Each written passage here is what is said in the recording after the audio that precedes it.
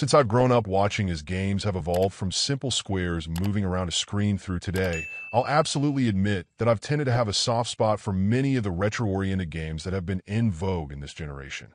The thing is, with so many to choose from, and so many that have either captured great authentic play or found ways to somehow enhance it, there's no question that not all retro games are made alike.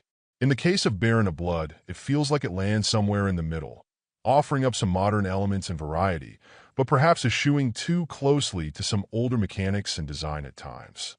In many ways reminding me of a Commodore 64-era title in both its appearance and general feel, I started out having pretty mixed feelings.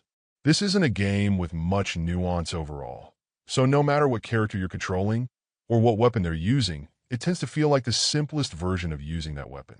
I suppose this isn't a terrible thing, but it can also feel limiting at times when so many contemporaries, even retro-oriented ones, have a little more flavor to them.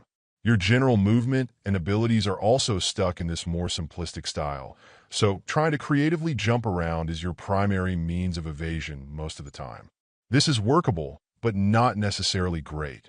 Paired with this more back-to-basic style is level design that may be varied and quite vertical, but it also can feel meandering at times.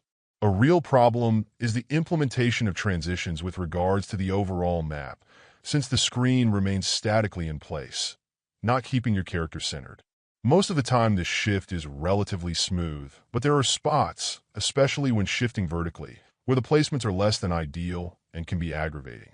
While this may not be that unusual a problem for retro games, it represents another issue that drags the experience down just a little more. In terms of sizing the game up, while it's absolutely playable, there's no question that there's a pretty long line of retro-styled indie titles already out there I'd consider more deserving of attention overall.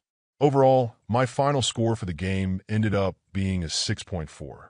And if you're interested in picking it up, it's currently available on the Switch eShop for $9.90. Thank you for taking the time to listen to this review. And if you'd like more information or ideas of indie games worth checking out on Switch, be sure to click on the link provided in the description. Until next time,